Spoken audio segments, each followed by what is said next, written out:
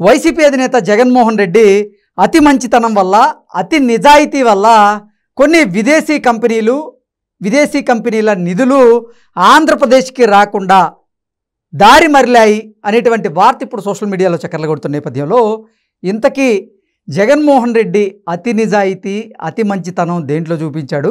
ఆ అతి నిజాయితీ, ఆ అతి మంచితనం వల్ల విదేశీ కంపెనీల నిధులు ఎందుకు ఆంధ్రప్రదేశ్కి రాకుండా దారి మరలాయి అనేది మనం పూర్తి స్థాయిలో విశ్లేషణ చేసుకునేటువంటి ప్రయత్నం చేద్దాం.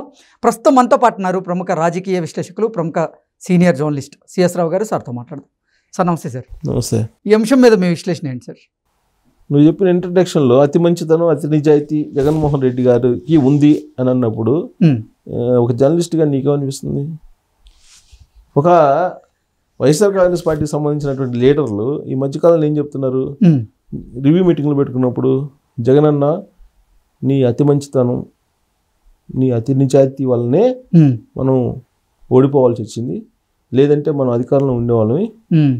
ఆ రోజున నువ్వు ఈ పథకాలన్నింటినీ నేను అమలు చేయలేను, రాష్ట్రం ఆర్థిక ఇబ్బందుల్లో ఉంది కాబట్టి నేను చంద్రబాబు గారి లాగా నేను హామీలు ఇవ్వలేను అని చెప్పి నిజాయితీగా చెప్పావన్నా నువ్వు. అందుకే మనం ఓడిపోయాం. అదే అతి మంచితనం అంటే. అంత అతి మంచితనంగా ఉండకూడదు. అలాగే అతి నిజాయితీ, ఒక్క రూపాయి కూడా తీసుకోకుండా నవరత్నాలని ఒక బటన్ నొక్కి వేసావన్నా నువ్వు. ఒక్కొక్కరికి 5 లక్షలు 6 లక్షలు పడింది. అది అతి మంచితనం అన్నా. దాని కారణంగానే మనం ఓడిపోయాము అని చెప్పి జగన్మోహన్ రెడ్డి గారికి తాడేపల్లిలో బాజా భజంత్రులు ఊదారు ఈ మధ్యకాలంలో. మిగిలినటువంటి వాళ్ళు, పోయిన వాళ్ళు పోగా వైఎస్ఆర్ కాంగ్రెస్ పార్టీలో మిగిలినటువంటి వాళ్ళు. ఇదన్న తర్వాత అతి మంచితనం, అతి నిజాయితీ జగన్మోహన్ రెడ్డి గారికి ఉంది అని అంటే కొన్ని సందర్భాల్లో కర్ణ కఠోరంగా ఉన్నాయి కొన్ని పదాలు, కొన్ని వ్యాఖ్యలు అంటారు కదా, అలా ఫీల్ అవుతున్నారు కొంతమంది. అతి మంచితనం, అతి నిజాయితీ అనేది జగన్మోహన్ రెడ్డి గారు చెప్తే ఎలా ఉందంటే, బాగా ఆకలైనటువంటి సింహం లేదంటే పులి, నేను వెజిటేరియన్ని, నాన్ వెజ్ని కాదు, మీరు రాండి దగ్గరికి రాండి అని చెప్పినట్టు ఉంది అని చెప్పి చెబుతున్నారు. పులి సింహం నాన్ వెజిటేరియన్ అంటే ఎవరన్నా నమ్ముతారా? నిజమా ఉంది? నేతి బీరకాయలో నెయ్యి ఉంది అని అంటే నమ్ముతారా ఎవరన్నా? అలానే జగన్మోహన్ రెడ్డి గారి పరిస్థితి కూడా అలానే ఉంది. ఆయన ఏమన్నా నేను అతి మంచితనం, అతి నిజాయితీ అంటున్నాడు. ఏంటి అతి మంచితనం? కనపడిన వాళ్ళందరినీ పోలీసులు నీ ఇళ్ళ మీదకి పంపించి తీసుకొచ్చి వాళ్ళని స్టేషన్లో కూర్చోబెట్టడం అతి మంచితనం. లాస్ట్కి భార్యాభర్తలు మాట్లాడుకునేదానికి కూడా భయపడే రోజులు జగన్మోహన్ రెడ్డి గారు పరిపాలనలో అప్పట్లో ఉండేవి. ఇది నేను చెప్తుంది కాదు, ఆంధ్రప్రదేశ్ ప్రజలు ఎన్నికల ముందు మాట్లాడుకుంటున్నటువంటి మాటలు ఇవి. నేను ఒకరోజు ట్రైన్లో వెళ్తుంటే ఒక రిటైర్డ్ ఉద్యోగ దంపతులు మాట్లాడుకుంటున్నటువంటి మాటలు ఇవి. అలాంటి పరిస్థితి తీసుకొచ్చి అతి మంచితనం అంట. వాళ్ళు చెప్పడానికి కూడా అర్థం ఉండాలి కదా.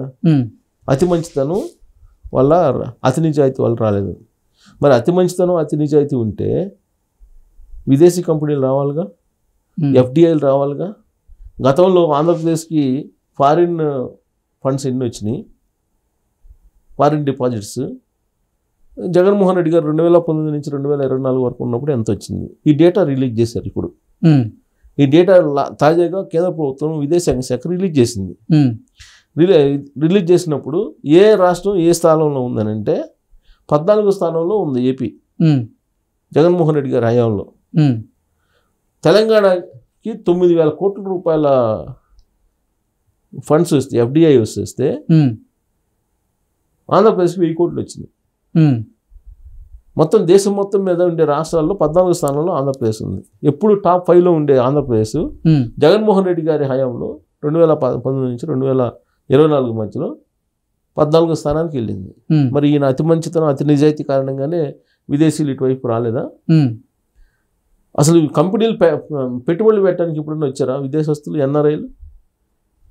ఆ రోజున చంద్రబాబు నాయుడు గారు 2014 నుంచి 2019 వరకు అధికారంలో ఉన్నప్పుడు అక్కడ హ్యాపీ నెస్ట్ అని ఒక ప్రాజెక్టుకి ఆయన కాల్ఫర్ చేస్తే కొన్ని 1 అవర్లో 2,000 ఫ్లాట్లు కొన్నారు.